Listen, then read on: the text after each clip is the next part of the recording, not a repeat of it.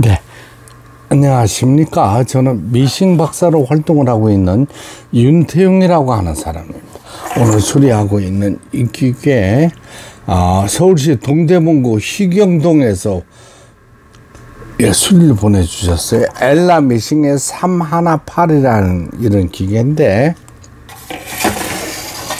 주위에 미싱 점포에서 이제 찾아 방문을 하셨는데 수리가 어렵다 그래가지고 저한테 수리를 보내주셨어요. 보시는 거하고 똑같습니다. 요 기계는 일본 자노메사의 제품과 같습니다. 이 기계 전체가 모두 스탑돼 버린 거예요.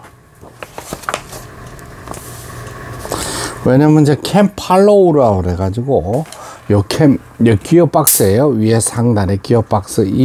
이게 정상적으로 작동되지 못했던 기계입니다. 이게 기어가 엉키면은 이렇게 폴리를 들렸을 때 기계가 움직이지를 못해요.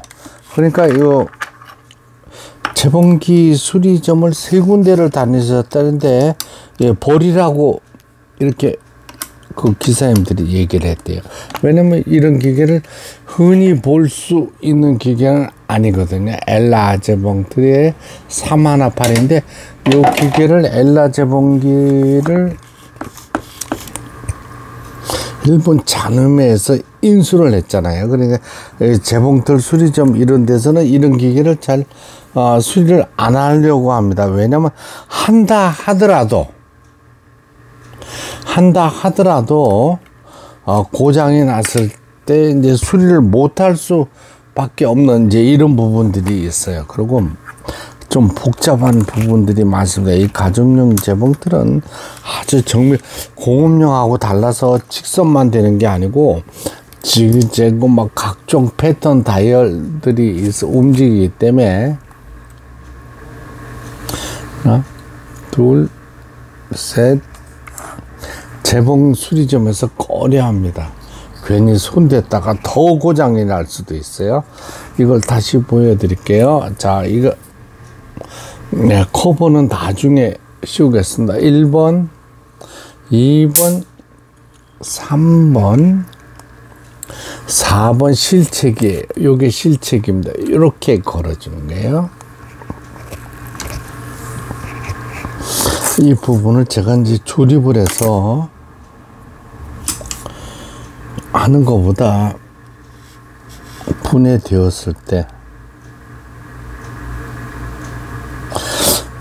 저는 이거 눈이 좋으니까 손으로 끼웠는데 자동 실기기 장치를 이용하겠습니다. 하나, 둘, 이 부분을 올려줘야 돼요. 상단에. 그래야 이 갈고리가 뒤로 물고 빠져나가는 거예요. 원리가 그렇습니다. 폴리를 돌렸습니다.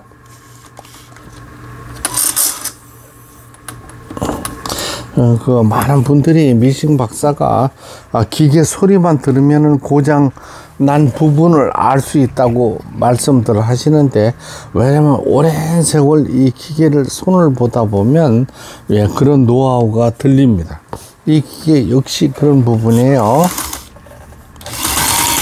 자, 이거 후진 버튼입니다. 근데 이것도 왜냐면 분해를 해서 내부만 보니까 더 좋지 않겠어요? 요것은 ABCD, 요거는 이제 바느질 패턴을 선택하는 거고, 요거는 박음질의 땀수를 선택해 주는 겁니다.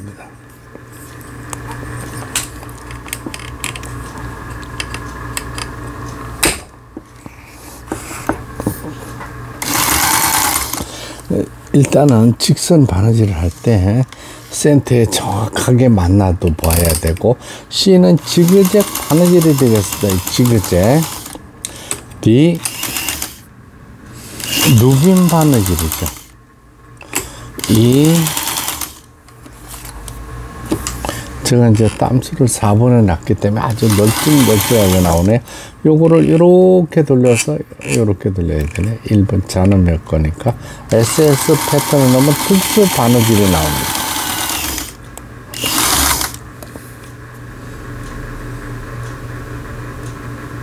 G입니다.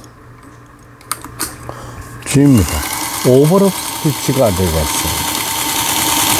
호진이죠.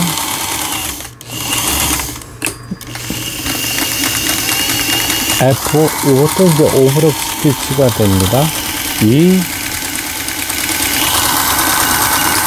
화살표 무늬라는 거고, B, 샤링 하늘이네요. 그 다음에 C,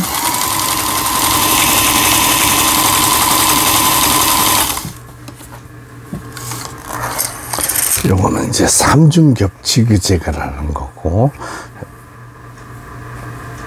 요 오버럭 스티치 각종 기능들 정상적으로 작동되고 있습니다. 이게 기계 전체가 꼼짝도 하지 못했던 기계, 지금 제 내부만 가지고 박음질을 해봤습니다. 이것도 괜찮은 영상이라고 이렇게 보여집니다.